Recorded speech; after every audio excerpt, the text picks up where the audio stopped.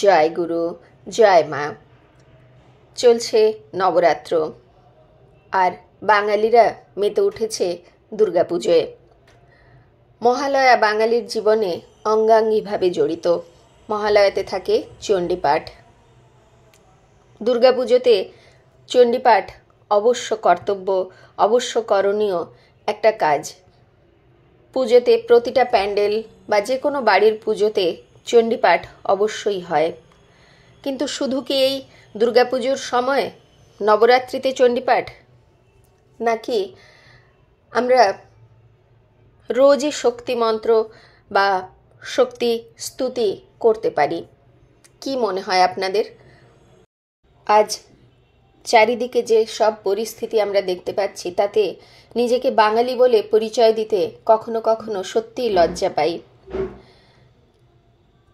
এর থেকে কি কোনো বেরোনোর উপায় আছে, নাকি শুধু মিটিং, মিছিল, রাত্রি দখল, বিভিন্ন ধরনের প্রসেশন যে বেরোচ্ছে, বা আমরা 1 ঘন্টা 2 ঘন্টা লাইট অফ করে প্রতিবাদ করছি, মোমবাতি জেলে প্রতিবাদ করছি, তাতে কি সত্যিই কিছু হয়েছে না হবে? কি মনে হচ্ছে আপনাদের? আমি কোনোদিন বলি না যে কমেন্ট করে জানাবেন, তবে আজকে বলছি, নিশ্চয়ই কমেন্ট করে জানাবেন। এভাবে কি কিছু সত্যিই হয়, না হতে পারে? আজ পর্যন্ত হয়েছে কি?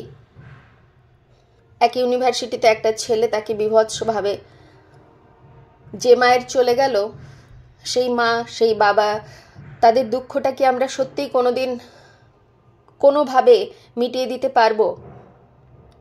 আমাদের যে সমস্ত সন্তানরা, যারা আমরা মা বাবা, আমাদের সন্তানরা যারা রয়েছে, তাদেরকে কি আমরা আমাদের মা বাবা হিসেবে কোনো কর্তব্য নেই তৈরি করার? নিশ্চয়ই আছে। কিভাবে তৈরি করব সেটা আমরা অবশ্যই, প্রতিটা মা বাবাই সন্তানকে চেষ্টা করে ভালোভাবে তৈরি করার। আমরা আজকে মেয়েদের, ছেলেদের ক্যারাটে শেখাই, বলি একটা সেলফ ডিফেন্স শেখা উচিত। অনেকেই শেখান গান বাজনা, আঁকা, তার সাথে সাথে, বা কখনো শুধুমাত্র একটা ক্যারাটে বা জুডো সেলফ ডিফেন্সের জন্য শেখানো হয়। তাতেও কি সত্যি নিজেদেরকে আমরা বাঁচাতে পারি, মেয়েরা বা ছেলেরা? কারণ ছেলে মেয়ে কেউই আলাদা নয়। যেখানে অন্যায় হয় তার সামনে ছেলে মেয়ে কেউ আলাদা নয়।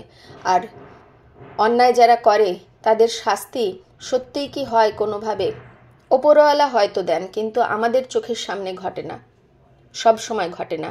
নানা ধরনের পেছনে অনেক কারণ থাকে। আজ এতগুলো কথা বলছি কারণ এই এই কথাগুলো খুব বলার ইচ্ছে হয়েছিল বহুদিন আগে থেকেই, কিন্তু আজকে এই দুর্গাপুজোর প্রাক্কালে, নবরাত্রির সময় কথাগুলো অত্যন্ত প্রাসঙ্গিক মনে হলো। আপনাদের তো নানা মহাপুরুষদের জীবনী শোনাই, আজ না হয় একটু অন্যরকম একটা জীবনী শোনাই। গ্রামের একটি মেয়ের কথা। মেয়েটা ছোটবেলা থেকে প্রতিবাদ করে, প্রতিবাদ নানাভাবে করে। সে গ্রামের পঞ্চায়েতের সাথেও লড়াই করতে তার বাধে না। তার মা বাবা তার জন্য প্রচণ্ড কষ্ট পায়।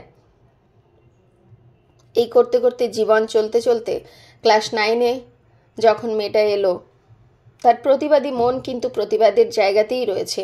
ক্লাস 10 হলো, সেখানে তার ধরা পড়ল এক কঠিন রোগ। আর তখনই তার বাবা তাকে ধরালো আদ্যাস্তোত্র। রোজ আদ্যাস্তোত্র পাঠ করতে বলা হলো তাকে, এবং তার সাথে গীতা। অসুখটা অসুখের নিয়মে ওষুধ খেয়ে সেরে গেল, কিন্তু এই যে গীতা আর আদ্যাস্তোত্র তার জীবনে চলে এলো, সে কিন্তু অন্য শক্তিতে শক্তিশালী হয়ে উঠল। সেই মেয়ে একা চলাফেরা করতে ভয় পায় না। তার বাবা তাকে দিয়েছিল যে জয় মা তারা মন্ত্র, যে যখন তুই ভয় পাবি তখন এই মন্ত্র জপ করিস। ভয় না পেলেও সেই মেয়েটি কিন্তু সব সময় জপ করত। আর তার ফল যেটা হলো, তার দিকে কেউ কোনোদিন চোখ তুলে তাকাতে পারতো না। কোথাও না কোথাও আদ্যাশক্তি মহামায়া তাকে রক্ষা করে যেত সব সময়। আদ্যাস্তোত্র তাকে রক্ষা করত। বাইরে বেরোনোর আগে তার মা তাকে এবং তার ভাইদের, যখনই বেরোতো তারা, মা কিন্তু তাদেরকে ছুঁয়ে আদ্যাস্তোত্র পাঠ করে দিত। মায়ের বিশ্বাস ছিল না যে সন্তানরা রাস্তায় গিয়ে আদ্যাস্তোত্র পাঠ করবে, কারণ সন্তানরা সবসময় করে না, স্বাভাবিক। তাই মা করে দিত রক্ষা কবচ হিসেবে। আমরা গান্ধারীকে দেখেছি দুর্যোধনের সারা গায়ে সে হাত বুলিয়ে দিয়ে তার রক্ষা কবচ তৈরি করে দিয়েছিল।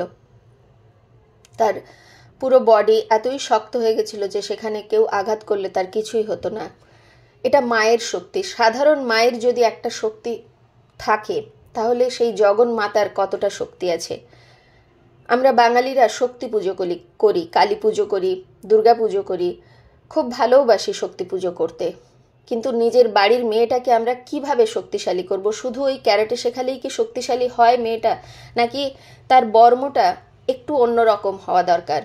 সেখানেই কিন্তু আমাদের আদ্যাস্তোত্র বা দুর্গা কবচ বা যে কোনো একটা শক্তি স্তুতি সব সময় সবার দীক্ষা হয় না। সেই জন্যই বলা, যাদের দীক্ষা হয়েছে তারা নাম নিয়েছে, বীজ মন্ত্র নিয়েছে, যা পেয়েছে তার শ্রী গুরুদেবের কাছ থেকে নিয়েছে, বলবো না, পেয়েছে, সেটা অবশ্যই জপ করবে সব সময়। কিন্তু যারা পায়নি তাদের জন্য তারা যদি যে কোনো একটা মন্ত্র বা যে কোনো একটা নাম যদি কন্টিনিউ জপ করে তাহলে কিন্তু অনেক শক্তি তাদের মধ্যে অটোমেটিক চলে আসে। আদ্যাস্তোত্র হোক বা মা দুর্গার শতনাম বা মা দুর্গার 32 নাম, যে কোনো একটা শক্তি মন্ত্র, শক্তি স্তুতি যদি আমরা করি, আমরা কিন্তু দেখতে পাবো তাদের মধ্যে কিভাবে চেঞ্জ আসছে। জীবনের সমস্ত ঝড় ঝাপটাকে সে কিন্তু অবহেলায় এগিয়ে যাবে। যে মেয়েটির অবহেলায় পার করে যাবে, যে মেয়েটির কথা বলছিলাম, সেই মেয়েটি একা ট্রেনে অনেকবার ফিরেছে। ট্রেন খারাপ হয়ে গেছে রাস্তার মাঝখানে, রাত্রি 11টার সময় ট্রেনে যারা ডেলি যাতায়াত করেন তারা জানেন মেয়েরা বেশিরভাগ ক্ষেত্রেই থাকে না, সেখানে ছেলেরা থাকে। একা একটা মহিলা একটা কামরায়, মেয়েদের কামরাতে থাকতে সাহস পায় না, যা কিছু হতে পারে। কখনো সে মেয়েদের কামরাতে একা থেকেছে, আবার কখনো সে অন্য কামরায় উঠে এসছে যেখানে শুধুই পুরুষ, কোনো মহিলা নেই। কেউ তাকে জিজ্ঞেস করেছে কোথায় যাবে, একা নাকি সাথে কেউ আছে, সে কিন্তু বরাবর সত্যি কথা বলেছে। কিন্তু তবুও কেউ তার দিকে কোনো দিন চোখ তুলে তাকাতে পারেনি। কারণটা কি? আর আজকে একটা নার্সিংহোমে সে প্রতিবাদ করার জন্য, বড় একটা হসপিটালে প্রতিবাদ করার জন্য বা যে কারণেই হোক, তার যে কষ্টকর একটা ভয়ঙ্কর মৃত্যু হলো, তার মৃত্যুর কিন্তু আজও পর্যন্ত কোনো কিছু হলো না। কিন্তু সেই মেয়েটির মধ্যে আমি জানি না তার ভেতরে কি ছিল, যে চলে গেছে তার ব্যাপারে আমি বলবো না। তবে আমরা যারা রয়েছি তাদের কিন্তু আমাদের প্রত্যেকেরই উচিত নিজের সন্তানকে, তা সে ছেলেই হোক মেয়েই হোক, অ্যাটলিস্ট গায়ত্রী মন্ত্র বা যে কোনো একটা মন্ত্র সব সময় যতটা পারে চ্যান্ট করতে বা কন্টিনিউ জপ করতে বা কন্টিনিউ বলতে। যদি সে বলতে থাকে অটোমেটিক তার ভেতরে শক্তি আসবে। আর সেই শক্তিটা এমনই যে তার চারপাশে কেউ আসার আগে 10 বার ভাববে। যে মেয়েটির কথা আমি বলছি তাকে তার বন্ধুরা বলতো কলেজে যে তোর কাছাকাছি কেউ কোনো ছেলে আসার সাহস পায় না, কারণ কি তোকে দেখলেই মনে হয় কিছু বললে তুই থাপ্পড় তো ছেড়ে দে, এমনকি জুতো খুলেও পিটিয়ে দিতে পারিস। এইটা ছিল তার ইমেজ।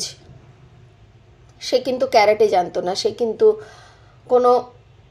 কোনো রকম যে মার্শাল আর্ট যেগুলো হয় সেগুলো কিন্তু জানতো না। একদম গ্রামের মেয়ে, তার মধ্যে কোনো স্মার্টনেস বা তথাকথিত যেগুলোকে আমরা বলি সেই সব জিনিস ছিল না। কিন্তু সেই মেয়েটা একা একা সব জায়গায়, ওই যে বললাম রাত্রির ট্রেনেও একা ট্রাভেল করেছে, এবং রেগুলার রাস্তা দিয়ে যখন হেঁটে গেছে তখন পুরো রাস্তা ফাঁকা। মাতালরা মদ খেয়ে তার পিছুও নিয়েছে, কেউ বাইক নিয়ে কখনো কখনো তার পিছুও নিয়েছে, কিন্তু তবুও কেউ তাকে টাচ করতে পারেনি। অঘটন তো দূরের কথা, কারণ ওই একটাই, তার শক্তি, সেটা আদ্যাস্তোত্রের শক্তি হোক বা মা তারার শক্তি হোক, যে কোনো একটা শক্তি তাকে সবসময় রক্ষা করেছে। তাই এই দুর্গাপুজোতে আপনাদের সবার কাছে অনুরোধ, নিজের সন্তানকে, ছেলে হোক মেয়ে হোক, আমি বারবার বলছি তাদেরকে একটা শক্তি মন্ত্র, শক্তি স্তুতি পাঠ করতে শেখান প্রতিদিন। কিছু না হোক হনুমান চালিসা।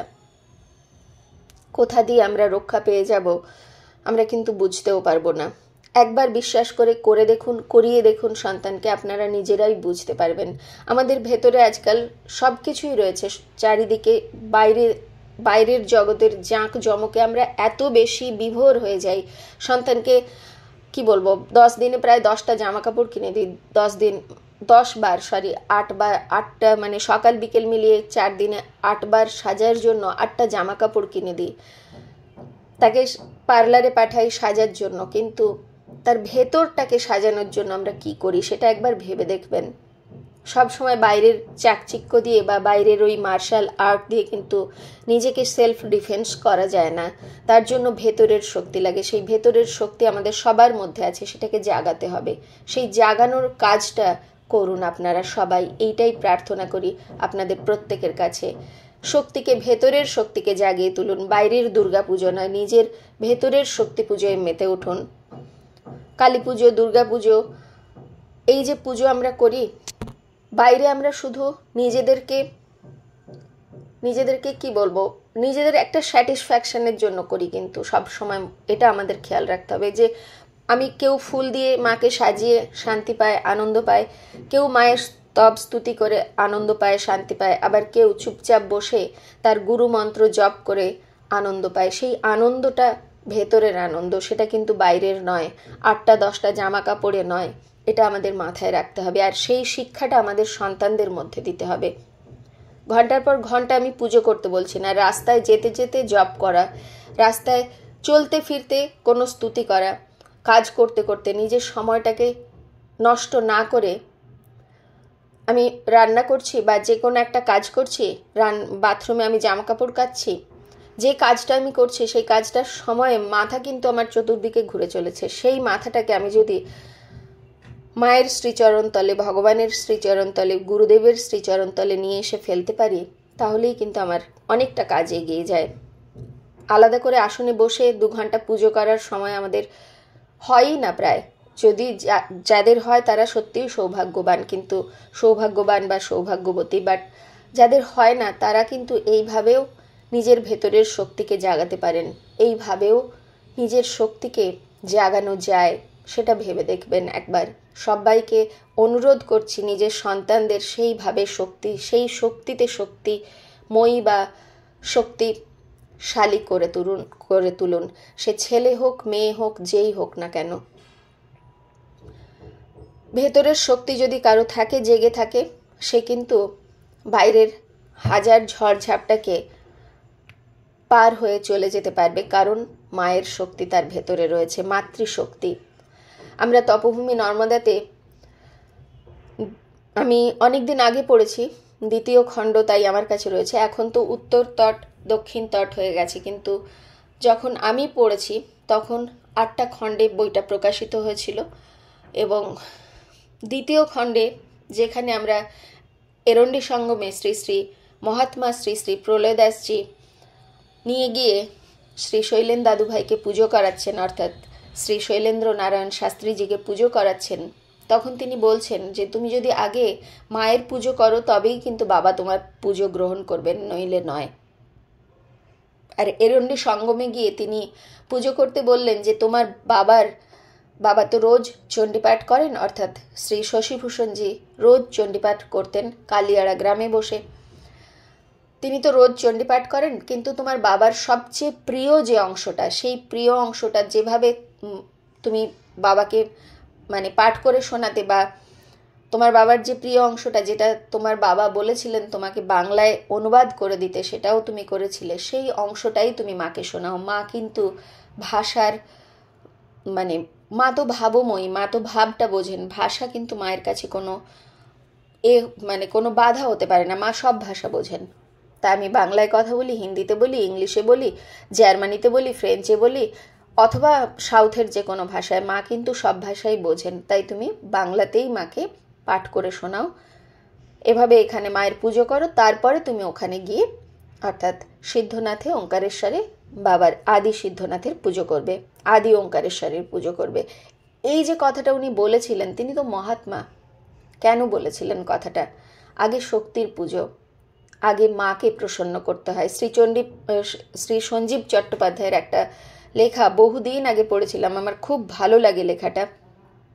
তিনি মাকে বলছেন, মা, ও মা, দাও না মা ঠাকুরের ঘরের দরজাটা খুলে, কিছু বলেন তো শুনবো, কিছু দেন তো নেব, না হলে তোমারই পায়ে পায়ে ফিরে আসবো তোমার ঘর কন্যায়। অর্থাৎ মাকে না ধরলে আমরা কিন্তু মাকে ধরা মানে মা যদি কৃপা করে তার ঘরের দরজা খুলে না দেন, আমরা কিন্তু বাবাকে দর্শন করতে পারবো না। আমরা যদি বাস্তব জীবনেও দেখি, মা যতক্ষণ না চিনিয়ে দেয় কে তোমার বাবা, ততক্ষণ কিন্তু সন্তান বাবাকে চেনে না। মা যদি সেখানে ভুল বলেন, মিথ্যে বলেন, তাহলে কিন্তু সন্তান তাকেই সারা জীবন বাবা বলে মানে। তাই মায়ের যে শক্তি, মহামায়ার শক্তি, আদ্যা শক্তির যে শক্তি, সেই শক্তি আমাদের ভেতরে প্রত্যেককে জাগিয়ে তুলতে হবে। আর সেই জন্যই তো শক্তি পুজো করা, সেই জন্যই তো দুর্গা পুজো বা কালী পুজো বা চণ্ডীপাঠ, সেই জন্যই। তাই শুধু এই 9টা দিন নয়, আমরা শক্তির আরাধনা করি নিজের জন্য, নিজেদের রক্ষা করার জন্য, নিজেদের সন্তানদের মধ্যে সেই শিক্ষাটা দেওয়ার জন্য। আসুন আমরা রোজ শক্তি পুজো করি, রোজ, শুধু 9 দিন নয়। আজকে আমার সেই প্রিয় অংশটা আপনাদের পাঠ করে শোনাবো, যেটা আমি একটু আগে আমি আপলোড করেছিলাম, কিন্তু ভাবলাম যে তার আগে এই কথাগুলো বলে নিই, তারপরে আপনাদেরকে ওই চণ্ডী পাঠের অংশটা শোনাবো। আমার ভীষণ প্রিয় অংশ, আমি চেষ্টা করি পাঠ করার, আর আজও চেষ্টা করেছি। ঠিক ভুল যা কিছু হয়েছে সেটা মা জানেন, কারণ আমরা তো কিছুই করতে পারি না, মা না চাইলে কিচ্ছু হয় না। এটা আজকে মায়েরই ইচ্ছে, মায়ের ইচ্ছেতেই এটা হয়েছে, না হলে এটা হওয়ার কথাই ছিল না, কখনো ভাবিও নি যে এইভাবে। আজ সকালে হঠাৎই হলো, মানে ছেলের সাথে কথা বলতে বলতে হঠাৎই এটা হয়ে গেল। তাই ভাবলাম যে আপনাদের সাথে একটু ভাগ করে নিই, আর ভুল ত্রুটি মাফ করে দেবেন, ক্ষমা করে দেবেন। যে কথাগুলো বললাম সেই কথাগুলো, যদি সেই কথার পরিপ্রেক্ষিতে আপনাদের কিছু বলার থাকে নিশ্চয়ই জানাবেন। আর অবশ্যই সবাই ভালো থাকবেন, পুজোতে খুব আনন্দ করবেন, খুব ভালো কাটুক আপনাদের পুজো। সবার ভেতরে শান্তি আসুক, আনন্দ আসুক, ভালোবাসা আসুক। সবাই নিজের ভেতরে শক্তিকে জাগিয়ে তুলুন। খারাপ শক্তির নাশ হোক, শুভ শক্তির জয় হোক, এই প্রার্থনাই করি মায়ের শ্রীচরণ তলে। এখানে আরেকটা কথা বলি, যে শুভ শক্তি আমাদের ভেতরে, শুভ অশুভ দুটো শক্তি যে কাজ করে, সেটা কিন্তু আমরা নিজেরা নিজেদেরকে একটু ফলো করলেই বুঝতে পারবো। আজকে যে এত ডিপ্রেশন, এত মানুষের, শুধু যে বাইরের থেকে মানুষ আঘাত পেয়ে নিজেকে শেষ করে তা নয়, নিজেও নিজেকে আঘাত করে শেষ করে ফেলে। কারণ কখনো অঘটন বাইরে ঘটে, কখনো ঘটে ভেতরে। বাইরের অঘটন, বাইরের আঘাত আমরা দেখতে পাই, কিন্তু ভেতরের আঘাতটুকু আমরা দেখতে পাই না। জীবনে যতই ঝড়ঝাপটা আসুক, জীবনে ঝড়ঝাপটা আসবেই আসবে, প্রত্যেকের জীবনে আসে, কিন্তু কেউ কেউ সেই ঝড়ঝাপটাগুলো সহ্য করে পেরিয়ে এগিয়ে যায়, আর কেউ কেউ সেই ঝড়ের মুখে নিজেকে সারেন্ডার করে শেষ করে ফেলে নিজেকে। কিন্তু আমাদের ভেতরে আমরা যদি সেই শক্তিকে জাগিয়ে দিই, আমাদের ভেতরের শক্তিকে, মাতৃশক্তিকে যদি জাগিয়ে দিই বা তাকে বুঝতে পারি, সেটা যে কোনো স্তোত্র পাঠের মাধ্যমে বা যে কোনো একটা জপের মাধ্যমে, তাহলে কিন্তু আমাদের এই যে নিজেকে ক্ষতি করার, নিজেকে আঘাত করার যে টেন্ডেন্সি বা ডিপ্রেশনে চলে যাওয়ার যে একটা টেন্ডেন্সি থাকে, আমরা কিন্তু প্রত্যেকেই দেখতে পাই যে সেটা থেকে আমরা অনেকটা বেরিয়ে আসতে পারি যদি আমরা শক্তির আরাধনা করি, যদি সত্যিকারের মাকে সব সময় মনে করার চেষ্টা করি তার জপ তপ স্তুতির মাধ্যমে। তখন কিন্তু আমাদের সন্তানদের আমরা একটু বকলে তারা কিন্তু কোনো খারাপ কাজ করার কথা ভাবতেও পারবে না। তারা কোথাও না কোথাও সেই জিনিসটা বুঝতে পারবে। তার জন্য আমাদের মা বাবাকেই এই শিক্ষাটুকু দিতে হবে, এটা আমাদের সব সময় মনে রাখতে হবে। কারণ আমি একটু আগে যে সমস্ত কথাগুলো বললাম, সেগুলো তো শুধু বাইরের লোকজন আমাদের কিভাবে ক্ষতি করে বা আমাদের সন্তানদের ওপর আঘাত করে সেইটা নিয়ে বললাম, কিন্তু আমাদের সন্তানরা যে নিজেরাও নিজেদের কখনো কখনো ক্ষতি করে ফেলে, সেটাও কিন্তু রয়েছে সমাজে। তাই আমি আবারও অনুরোধ করছি আপনাদের প্রত্যেকের কাছে, নিজেদের সন্তানদের একটুখানি শেখান, আধ্যাত্মিক জগতে একটুখানি নিয়ে আসুন। শুধু পুজো পাঠ বা শিবরাত্রির দিন, দুর্গাপুজোর দিন দুর্গাপুজো নয়, প্রতিদিন কোনো একটা পাঠ, কোনো একটা জপ করতে শেখান তাদের, দেখবেন অনেক চেঞ্জ এসছে আপনার সন্তানের মধ্যে। আর আমরা তো প্রত্যেকেই চাই আমাদের সন্তান, ছেলে হোক মেয়ে হোক, যেই হোক না কেন, তারা ভালো থাক, আনন্দে থাক, সুস্থ থাক, এটাই তো প্রার্থনা করি মা হিসেবে, বাবা হিসেবে, আমরা তো এটাই চাই। তাই সবাই সেই শক্তির আরাধনা করুন। নিজের ভেতরের, বারবার বলছি, শুভ শক্তিকে জাগিয়ে তোলার জন্য মায়ের সাহায্য নিন, মাকে প্রণাম করুন, মাকে মনে করুন। আর গুরুদেব যদি তার ভেতরে মাতৃশক্তি কাজ না করে, কারণ আমাদের প্রত্যেকের ভেতরে ফেমিনাইন এবং যে মাস্কুলাইন, এই দুটো জিনিস কিন্তু আমাদের প্রত্যেকের ভেতরেই থাকে। মায়েদের ভেতরে অর্থাৎ মহিলাদের মধ্যে একটু বেশি ফেমিনিটি থাকে, আর পুরুষদের মধ্যে মানে ফিজিক্যালি বেশি থাকে। সেই জন্য আমরা মেয়ে হয়ে জন্মাই, কিন্তু মেন্টালি কিন্তু আমাদের প্রত্যেকের ভেতরে মাস্কুলাইন ফেমিনাইন দুটো শক্তিই কাজ করে। ইড়া পিঙ্গলা, ইড়া মানে চন্দ্র, মায়ের সাথে যুক্ত, আর পিঙ্গলা মানে সূর্য, বাবার সাথে যুক্ত। দুটো নাক, দুটো নস্ট্রিল, দুটো নাসারন্ধ্র, সেখান দিয়ে যখন যে বায়ু প্রবাহিত হয় যোগের ক্ষেত্রে, তাকেই বাম নাক দিয়ে প্রবাহিত বলে। ইড়া নাড়ি অ্যাক্টিভেট হয়েছে, মানে ইড়া নাড়ি চলছে, বাম নাক দিয়ে যখন শ্বাস প্রবাহিত হয়, আর ডান নাক দিয়ে যখন প্রবাহিত হয় তখন বলা হয় পিঙ্গলা নাড়ি চলছে। তার মানে আমাদের প্রত্যেকের মধ্যেই কিন্তু সেই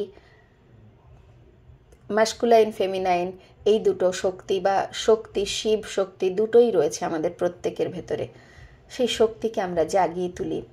ভেতরের শক্তি বাইরের শক্তিরূপে আমাদের প্রকাশ হোক, আমাদের চারপাশে, যেটাকে আমরা অরা বলি, নিজের অরাটা ক্লিন করার জন্যও কিন্তু এই জপ তপ স্তুতি খুব দরকার। আর সেই অরা যখন ক্লিন হয়ে যায়, সেদিন কোথাও একটা শুনছিলাম যে আমরা যেরকম এক একজনকে দেখি না, যে কাউকে ভূতে মানে ভূত ধরেছে, আবার কাউকে ধরে না, ধরতে পারে না, সে শ্মশানের মধ্যে দিয়ে চলে গেলেও তাকে ধরতে পারে না, কারণ যার যা অরা, যে যেটা অ্যাট্রাক্ট করে, আমরা নিজেরাই নেগেটিভিটি অ্যাট্রাক্ট করি। একটা কথা আছে যে যদি একবার কেউ আত্মঘাতী হতে যায়, তাহলে কিন্তু বারবার সে ওই কাজটা করে, কারণ তাকে ওই যারা আত্মঘাতী হয়েছে সেই সমস্ত সোলরা এসে বারবার ডাকতে থাকে, ইনভোক করতে থাকে। তার মানে কি, আমরা যেটা অ্যাট্রাক্ট করি আমরা সেটাই পাই। তাই আমরা যদি মাকে অ্যাট্রাক্ট করি, মায়ের শক্তিকে অ্যাট্রাক্ট করি, আমাদের সেই শক্তি কিন্তু ভেতরের শক্তি হয়ে শুধু থাকবে না, সেটা বাইরেও অটোমেটিক চলে আসবে। মা এসে কোথাও না কোথাও থেকে আমাদের ঠিক রক্ষা করবে। তিনি নিজে আসেন না, তিনি কারো না কারো মাধ্যমে এসে রক্ষা করে যান। তাই সেই শক্তিটা শুধু নিজেদের মধ্যে নয়, নিজের সংসারে, নিজের পরিবারে, প্রত্যেকের মধ্যে ছড়িয়ে দিন। স্পেশালি এই দুর্গাপুজোর সময় থেকে আমরা জেগে উঠি যেন সেই শক্তির পুজোতে, শুধু বাইরে নয় ভেতরে যেন আমরা পুজো করতে পারি।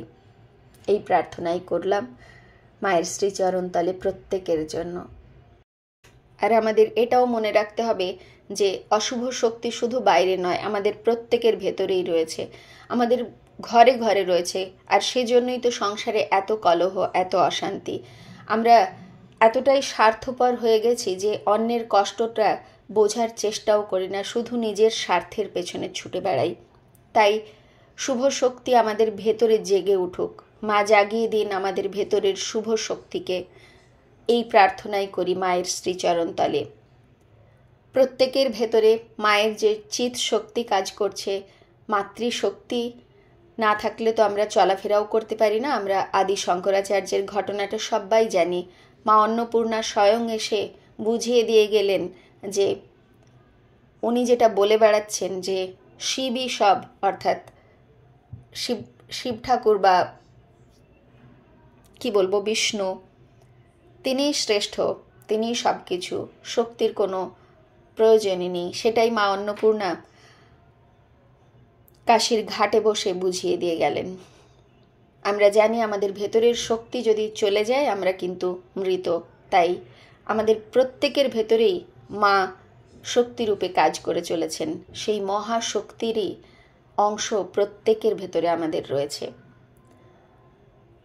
তাই সেই মহাশক্তিকে, আমাদের প্রত্যেকের ভেতরে যে মহাশক্তি রয়েছে, আপনাদের প্রত্যেকের ভেতরে যে মহাশক্তি রয়েছে সেই শক্তিকে প্রণাম জানিয়ে আসুন চণ্ডীপাঠটুকু শোনাই আপনাদের।